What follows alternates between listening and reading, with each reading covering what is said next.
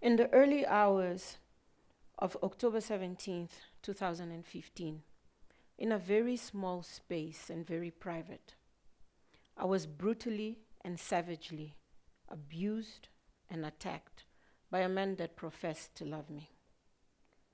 You know, I was born and raised by parents who were prepared to lay down their lives for breaching frontiers of colonial, of apartheid oppression, of exploitation and violence. Fate bestowed upon my life a different struggle against violence against women. A struggle that I take proudly, and my face represents the socially weakened, the ever vulnerable, as it said, women. In a matter of 30 seconds,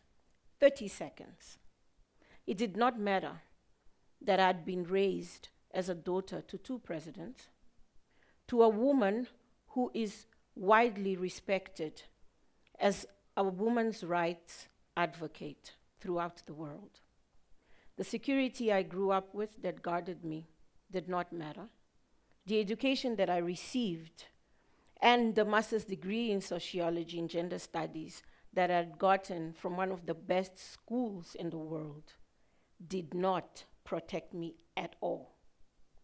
In a matter of 30 seconds, all the struggles and the wins of independence, colonial independence, of world systems of apartheid and women emancipation were completely and utterly shattered as we embarked in a more personal but yet extremely relentless fight against a whole new system, which is violence against women.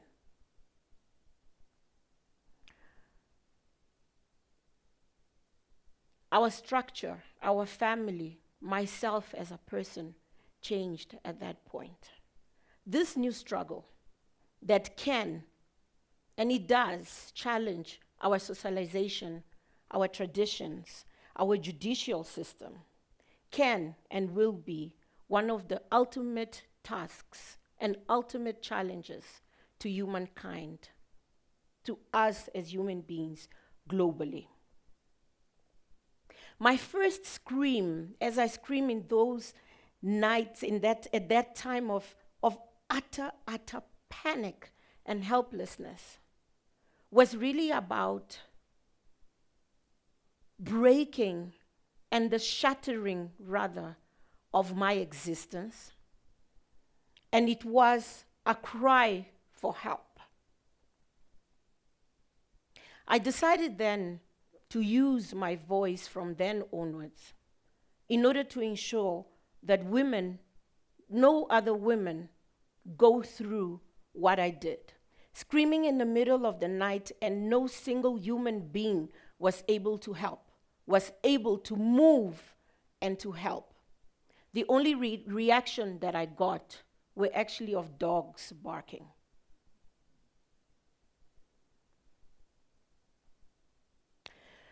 The weeks, the days, the months, and the weeks that followed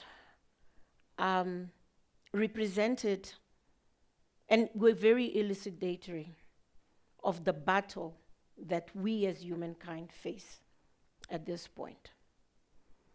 As I took a few days to recover, and then there was the confirmation that because of this 30 seconds, I was never ever going to be able to see again, I decided that something needed to be done.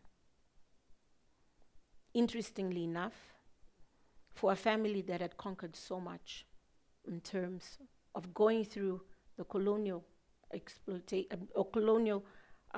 independence, emancipation of women, everything was completely shattered, and all those wins disappeared actually as ashes. And as we realized that we were not immune to the evil and to the horror that this issue and the shackles of violence against women are all about. As I was thrown from pole to pole, trying to find justice, but most important, trying to get and go through systems, the psychological one, health, and going through the police and the legal one. What became very, very clear is that it's not about the power of one man to beat you, but it's about the power that is behind it in terms of the institutions and the society that we allow to continue alive and to continue doing all these things. That's where the power of men is. So, perhaps I've spoken about the perpetrators and I've spoken about us.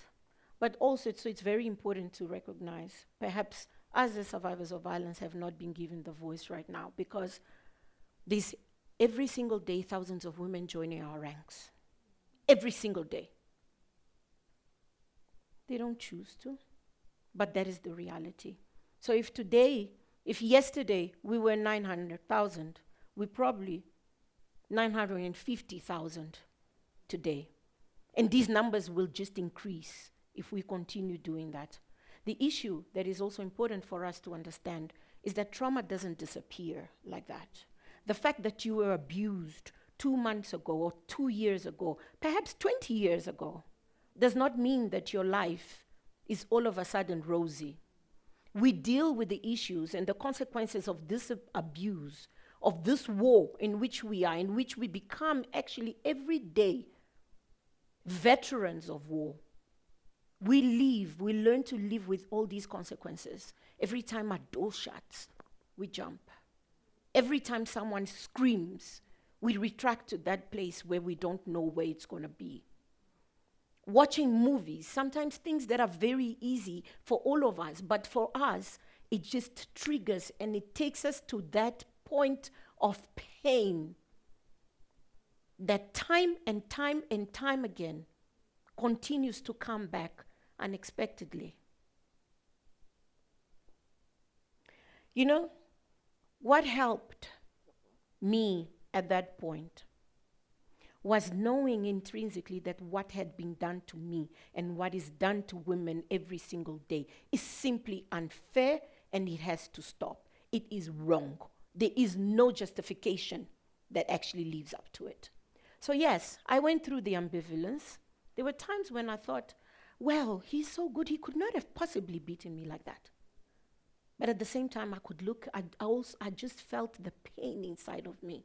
And sometimes I don't know if the pain was in my mind, if it was in my head, or it was in my heart, or perhaps that little nerve in my hand that was not affected by the blow, but that became such a part of my life and that allowed me to be here and to say, you know what? I know it is wrong. And all the doubts, all the confusion, time and time again, we're warned by this that says, you know what, I'm a woman and I have the right to live and I have the right not to be abused. Well, so we are in a war. How are we going to end this one up? One of the first things that we have to think, actually, is that in spite of all the victories, and we as human beings haven't broken so many frontiers, we discovered fire. We started using machines and electricity. We're going through right now the telecommunications revolution. Enfranchisement of women. Women started voting. All these kind of things.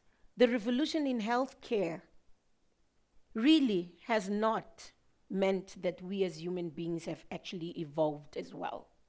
Because the way men behave right now, it is primitive and it's in ways that are primordial, in which there is no rationality, it's only the emotion and showing you the force that they can impose whenever they disagree and whenever they think that their wings are better than ours. Let's just put this, since we're talking about war, let's put this into two camps and try to identify who is who? What are the factions that we're looking at? The first one is the women. You know, at birth, or perhaps in the first 10 years of a woman's life, a woman signs unwillingly what I would want to call a contract with death.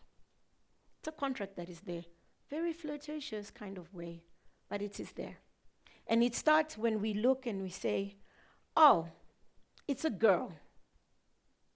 From that moment, as we put the pink and we decide that this girl has to smile and it has to be docile and everything, we start grooming this girl to ensure that throughout her life, she has to maneuver, she has to adapt into different contexts, into the whims of other people and expectations of other people, being men, being women, right?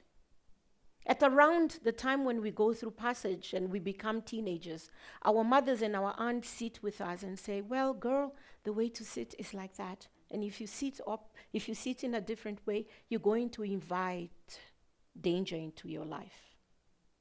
When we get married, then all the aunties come and celebrate. Some of them actually have the courage to cry, but most of them come to celebrate that now you are a woman, now you are ready, and you know that your life is in the hands of this man. It's about pleasing this man. But more than that, it's also pleasing your mother-in-law.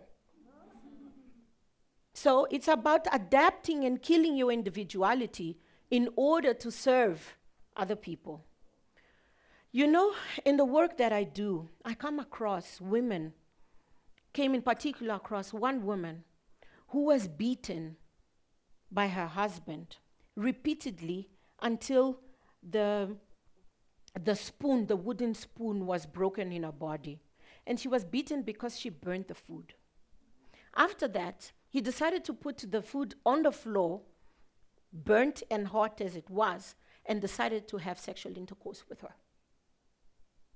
This is the kind of issues that we're talking about when we say male violence against women. Right? So, these are the contradictions that we also have, we as women within our group, right? We want to defend our daughters and say, no, not in our lifetime. But then when our very boys, our very own boys beat, then we start to consider and say, well, no, perhaps the punishment shouldn't be that hard. Perhaps we shouldn't do certain things. These are the kind of things that we need to think about, because then what does it mean about these men that we raise? With that, I wanted to go to a second group, perhaps. The perpetrators, the ones who abuse, who seem to have a diplomatic passport into doing whatever it is that they want to do with our bodies. They beat, they abuse, they kill, and then they still have the right to excuse themselves, find a reason why they did it. They have the right to manipulate, make documents disappear. And you know, with all that, we still ask, what did she do? What could she have done to take him to this level of rage? But the truth of it is that it's utterly irrational. It actually defies logic. How a man is able to beat you, to humiliate you and degrade you, and then at the same time hold you and say, baby, I'm sorry, I didn't know what I was doing. You're the woman of my life. Really? Really? And it just completely defies logic that we kill exactly what we profess to love, and we kill our own kind, our own people, the way we've been doing. And we are just looking at it. Perhaps we need to think that this might be the end of humanity as we knew it. Perhaps we are not in this world together, and we're not supposed to be fighting for each other and progressing as a group. Then there's a third one, the one that gives the excuses, the ones that doubts and plant the abuse in ways that we haven't seen. I would call these the enablers, perhaps the accomplices, the ones that can hear someone screaming across the road and will say, I should not get involved on this one. It's an issue of women and men. The ones that create the excuses, the ones that actually choose not to act because they say, this is not my fight. Someone else will deal with this one. Perhaps we need to look at these enablers, as I was saying, and saying they are accomplices. Because the reality is they know that it's happening. They see it, they witness, but they choose not to do anything. What does that mean? Does it mean that we can look at the end of humanity and we can actually step aside and say, well, this one is not my fight? What will then be the fight? I created the Kuhluka Movement a few years ago after the abuse and all the degradation that I went through, in order to ensure that the rights and the needs of women are recognized, and the way women are treated, and the way women are recognized in our community is different. But also to make sure that we all know that this is not a fight that we can opt not to get involved with.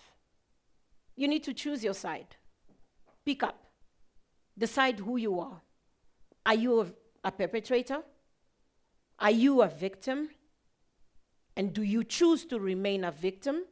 Or you can pick up yourself and you can hold on to other women, and in strength and giving voice, you also become part of the numbers that says no more. Or then you can continue being the accomplices. But being an accomplice right now means, ladies and gentlemen, that we all compromising our future. So I depend on you. You depend on me. We collectively depend on each other. Individually and collectively, we depend on each other. And that means choosing a whole new way of being, of treating, and actually guarding our lives. So yes, no accomplices, because being an accomplice at this point is standing in the wrong side of history. Being an accomplice at this time really signifies standing on the side of the enemy.